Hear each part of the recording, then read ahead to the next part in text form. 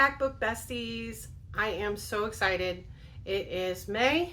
I'm doing a mid-month wrap up, so I'm going to try to keep this fairly succinct, but it has been a massive reading month already. I am doing the Escape the Readathon, which is being organized by Books with Lexi, and I am part of the team Podcasters, which is being hosted by Mel from Mel and Our Reads and Heather from Books and Heather, and they have been so much fun. The team chat has been really just a blast. We've been doing some GIFs and some fun little photo edits, and just seeing how everybody's interacting has been a really good time. This week our game masters are Wicked Reading and Game Monster, which is a little bit of Monica. And we have been working really hard. I'm not going to give anything away as far as where we are in our rooms or games or anything like that, but let's just say we've been reading our tukuses off.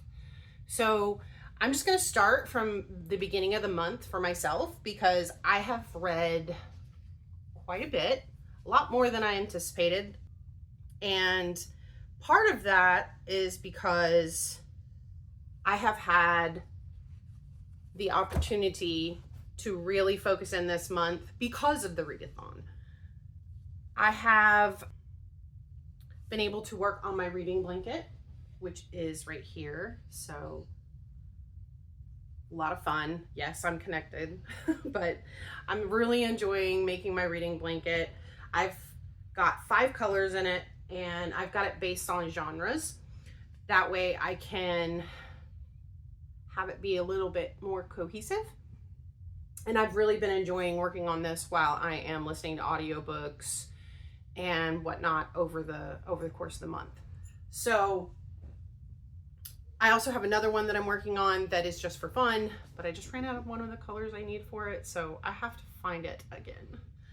So our first book of the month, my first book of the month, this month, was Blood Over Brighthaven by M.L. Wang. This book was so good.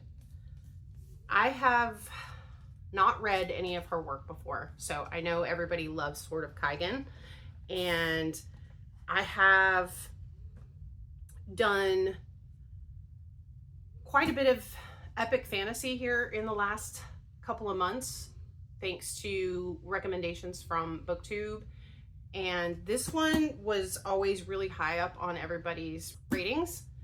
So this book itself, it's a standalone epic fantasy. You have the FMC is Sayona, and she is a young woman who is the first to ever be admitted into the University of Magics and Industry.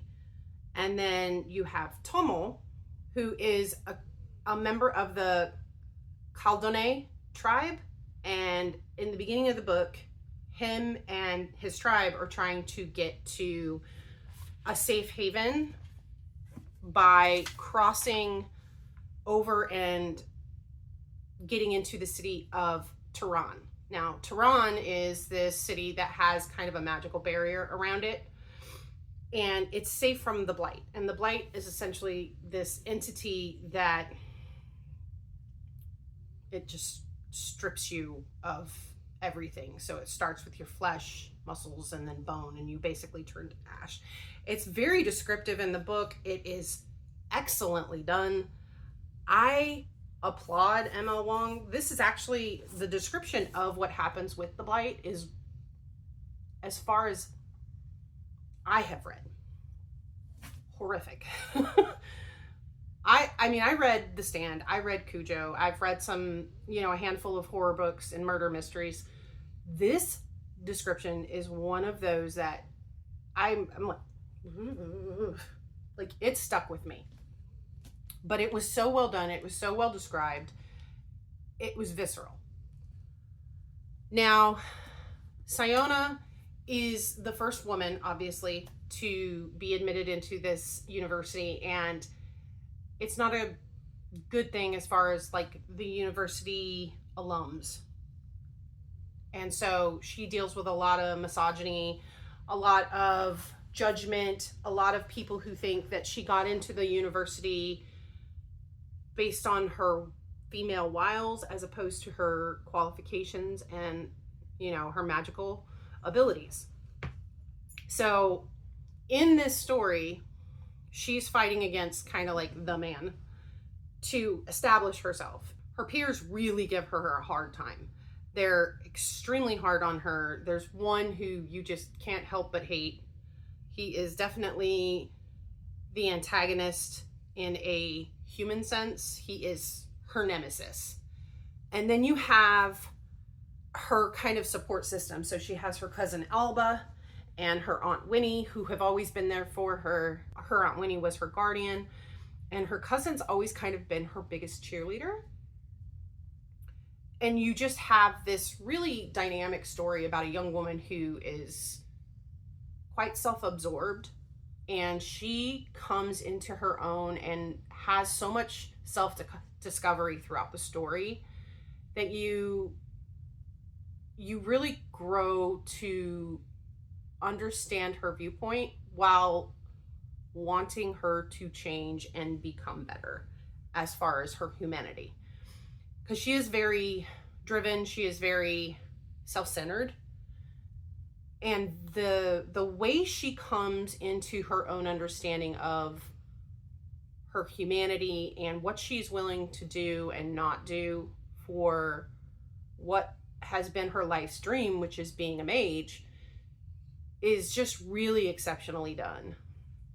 The center of the magic system in this story is spellographs, and these are typewriter-like systems that are outfitted with a mapping coil, and I'm going to show you the diagram because it's too cool not to share.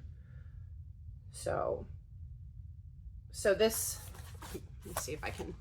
So this here is the spellographs mapping coil. And what you get with that is this ability to see this kind of vision of energy. And by putting in coordinates, they are able to find this energy and pull it out of the other world and use it to complete magical spells. So they use runes and different kinds of symbols in order to put in whatever it is they want it to do. And it's such a well thought out story, and there's so much conflict within this story that you can't help but really invest, because the discoveries that happen and the concepts that are introduced are just so fascinating. And it really does have a very political story behind it. But if you don't go into it trying to associate it with anything that is real world, you still get so much appreciation out of the story. So I gave this a 5 stars. This was one of my best reads of the month. This will probably be up there with one of my best reads of the year. I loved this book, and I cannot wait to pick up Sword of Kaigen now that I've read this. It was by far one of my favorites, and this is a story that will stick with me for sure. So the second book that I started this month was Light Lark, and this is part of a series, and it is the Light Lark series. It was considered a trilogy, but I have since learned that it's not, which is a little frustrating because now I don't know when the other book's coming. But Light Lark is about this island where it is part of a kind of like a games in a sense, and it only appears every 100 years. And there are 6 realms that have been cursed, and Light Lark is where they must go. They have 6 rulers, and all 6 rulers must compete to kill one of them. Now, there's a lot of kind of lore in this book when it comes to how you would expect a game like this to go. It's a little bit more of a I wouldn't say it's like a Hunger Games type thing. It's more about who can be more deceitful than the other.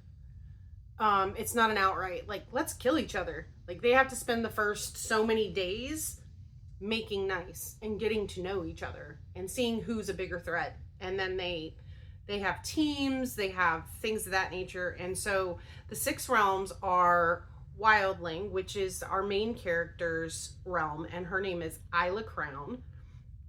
Then you have Grimshaw, who is a nightshade, and he's Grim, who is my book boyfriend at this point, because I like him.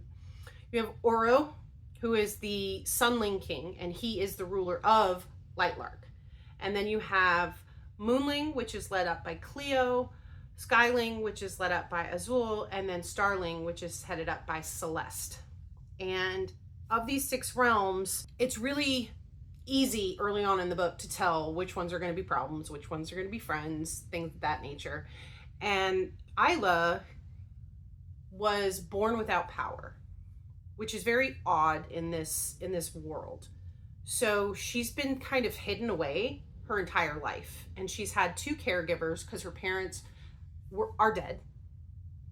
And as a wildling, she should have control over nature, be able to grow things and things of that nature. But they also have a curse on them where they have to eat the hearts of people for nutrition. And if they fall in love with somebody, they have to kill them, or they end up dying, I believe is the way that one goes. And each realm has its own curse. So like the Nightshades, who are supposed to be night walkers, they thrive in the night. They've been cursed to not be able to go out in the night. Sunlings have been cursed to be able to not go out in the daytime, etc., etc. Moonlings fall prey to the moon if they're, out when there's a full moon or anything like that. Skylings, who at one point used to have the power to fly, can no longer fly.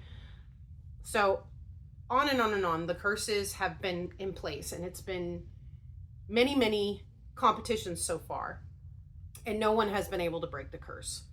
So this is the starting point in Lightlark, right? And so the world building in this, I think, is really well done. I think there are some parts of it that were very basic. I just kind of would have liked to see maybe a little more imagination when it came to, how she named the realms, or, the people from the realms. Because it's pretty point blank: Wildling, Skyling, Moonling. So I would have liked to see a little more creativity with that. But I still think overall, this series has a great story. It has some high points, some low points, some things that are a little confusing. But there's definitely plot twists. There are things in the story that are really unexpected. There is a love triangle. And the biggest thing that I struggled with this one is the naivete of Isla. But because she was so isolated, I felt like it was believable. And I also felt like her ability to decipher who she could and could not trust really developed well throughout the series. But at the same time, she was so used to trying to sneak out and do things on her own because her caregivers kept her locked away, that she struggles a lot to trust those around her, and therefore ends up sometimes shooting herself in the foot. And at the same time, there are moments where you can understand why she doesn't want to tell people, because she is finding out that people are keeping secrets from her. So throughout the entirety of the series, I think that Alex Astor did a really good job with what she revealed and what she kind of held back. There are some driving points in this that I feel could have been told in a more direct manner.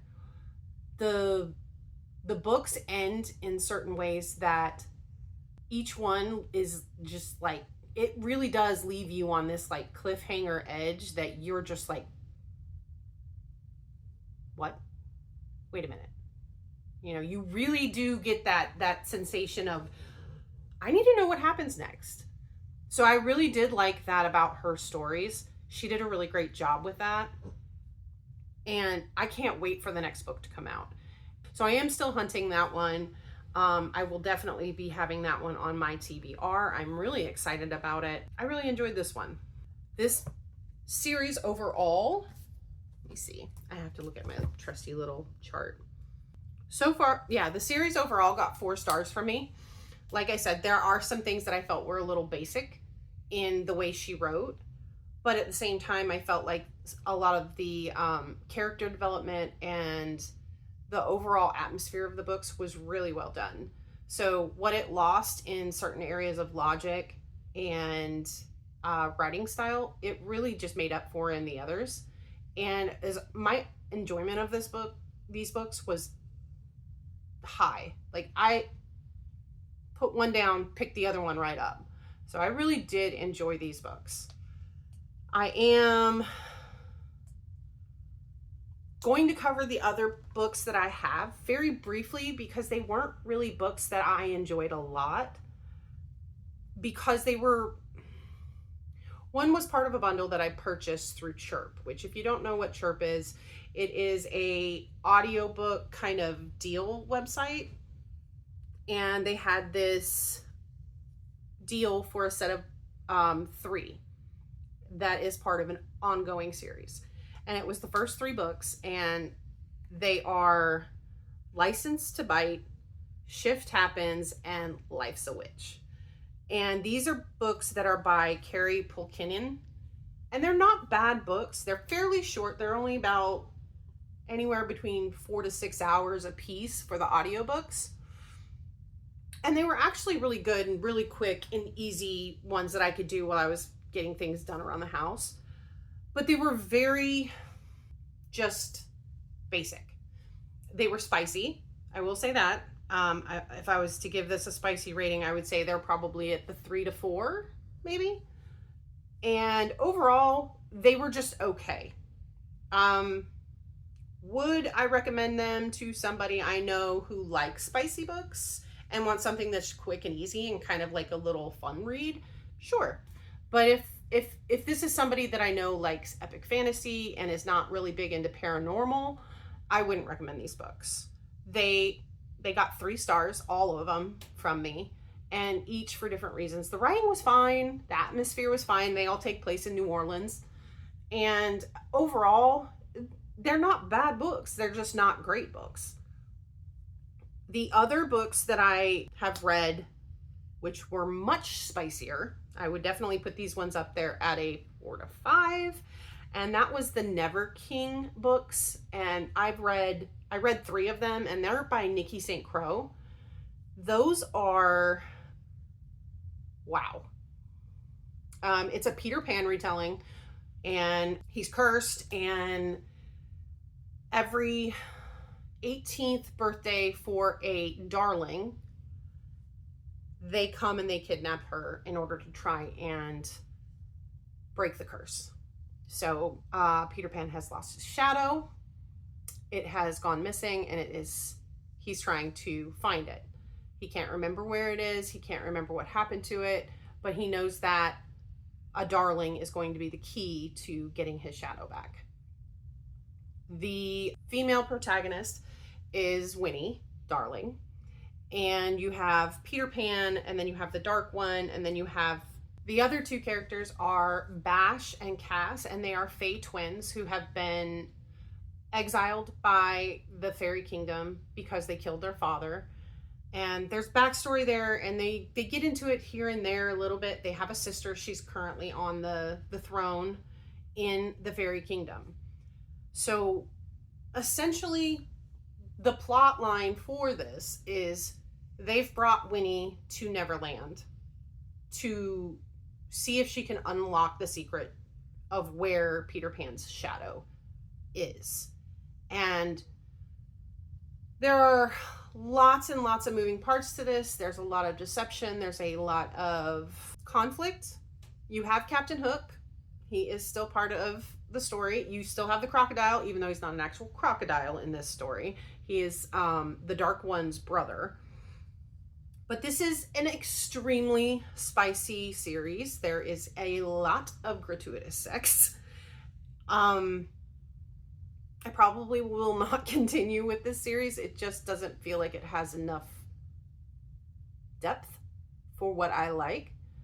I gave it, they're fairly quick reads, so I gave it quite a few books before I was just kind of like, I feel like it's not really going anywhere. Overall, if you like spicy, especially dark spicy, because this is definitely dark romance, there are many trigger warnings in these stories. So if you like that kind of style, I highly recommend a good short read. These are great. They're all available on Kindle Unlimited.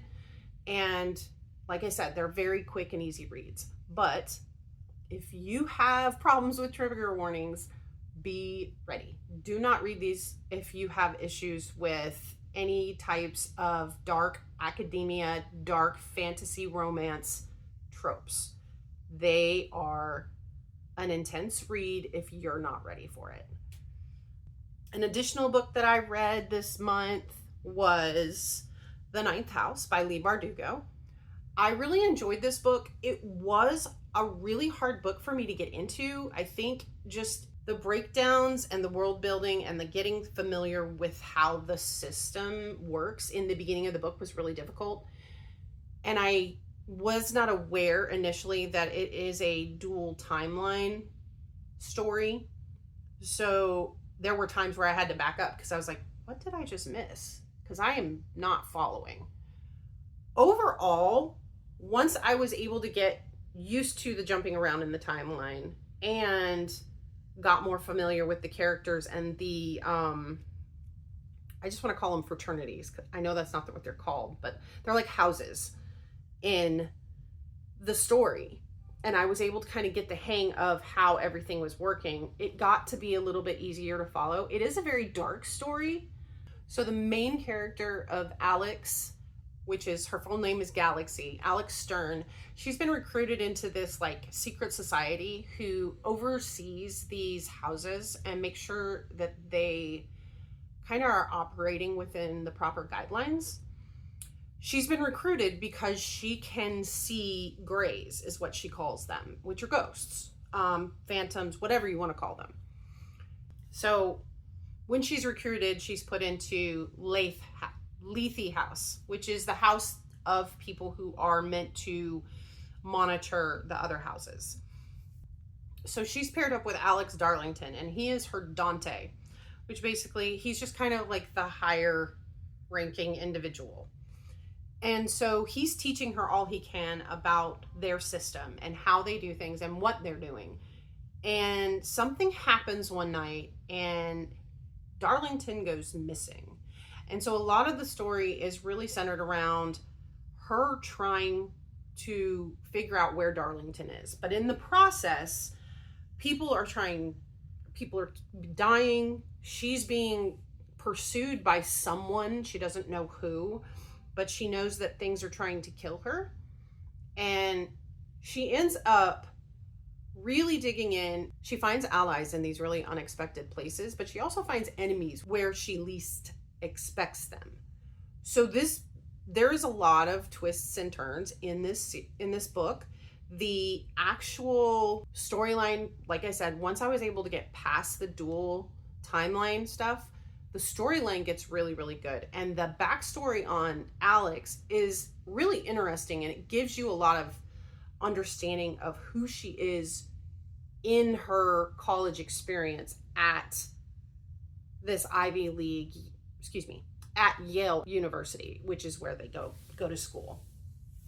And she's trying to navigate just being an adult while being on her own for the first time and living in a place that she feels like an outsider. And it's a very interesting way to take on that kind of outcast trope without being like the high school or middle school outcast trope. It's a much different kind of aspect of looking at it because she's secure in who she is. She knows who she is. She knows her faults. She knows her weaknesses. But at the same time, she's built up these walls and these safeguards around herself that she really does kind of, even though some of those walls come down, And even though she starts to make friends, she still has walls up big time. So she doesn't truly kind of let go of that. She still maintains that kind of armor around herself. So I thought that was a really interesting thing to see, because I felt like I feel like in a lot of books like that, you end up losing some of that independence of the main characters who go from being an outcast to being accepted. So I'm very curious to see where the second book in this goes. I really enjoyed the ins and outs and the friends that she made. And some of the little stunts she pulls are just chef's kiss. Like, oh my goodness. She's vicious. And don't piss her off, man. I really am anxious to read Hellbent. So that will probably be on my list either for sometime this month or maybe next month, when I can kind of sit down and absorb it a little slower. But overall, that book I definitely enjoyed. I gave that book 4 stars. And the biggest reason for that was just because some of the dual timeline stuff, there were a few things that logic wise I struggled with, but did become clearer as I got closer to the end of the book. The last book that I read at my mid-month was The Phoenix Keeper, and that is by S.A. McLean. And it is about Ayla, and she is a zoologist in this like mythical zoo. And it's kind of urban fantasy, marketed I think more as like a cozy fantasy. There's not a whole lot of stakes in this. You have Ayla, who is in charge of the phoenix's wing of the zoo, and then you have her best friend who works in it with her, which her best friend's name is Tanya. And then you have Connor, who is a dragon keeper, and you have Luciana, who is a griffin keeper. And so the story primarily centers around those 4 individuals. And Ayla is trying to get the Phoenix breeding program back up at her zoo. So she's going through kind of I don't want to say a trial, but it is. She has to get their program, their system ready to welcome a male phoenix. They have a female. They need to be able to bring in a male because the female's territorial. She's not going to want to be moved. And so she goes through all of these things to get her department ready, making sure they have the warmers and incubators, and making sure that the environment is perfect. They repaint. They have to do treatments with like flame resistant paint and things of that nature. This is actually a really, really cute fantasy. I really did enjoy this one. So there is a love interest in this book. I will not say anything about who that love interest is because it could give some things away. And basically, it's really kind of an eye-opening journey for this young woman, Ayla, because she's very single-minded in her journey through this story. And she kind of has this independent streak that is not good for her, but at the same time, that independent streak, it allows her to do things without relying on people too much. But at the same time, like I said, it backfires on her because she gets so single-minded. She kind of doesn't pay any attention to the people around her. I mean, kind of along the lines of like, so single-minded that she's not like asking her best friend what's going on in her life, kind of stuff. And so there have been things that have happened prior to the book, that kind of have everybody on edge. So a previous Phoenix Keeper program, it didn't go well. There was a dragon program, a dragon breeding program, where when the dragons were intended to be transported, they were actually taken by poachers. So there's a lot of kind of animal welfare focus in this book. And it's really sweet though. There's relationships between Ayla and her animals, her birds and her phoenixes that are really funny and cute. And you just get a chance to really enjoy something that's more of a lighthearted read. And I really did enjoy this book. I gave this one, I believe I gave Phoenix Keeper 4 stars. Hold on, let me double check.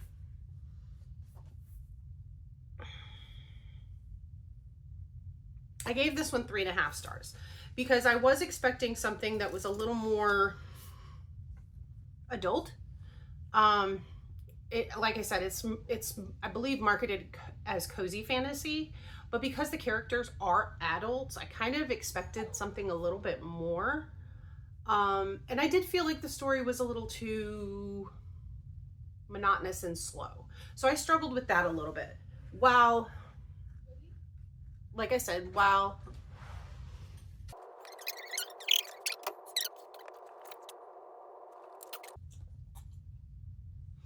anyway, so it is marketed more as cozy fantasy. And so I think maybe that might not be a genre for me. I like a little more action. I like a little more suspense.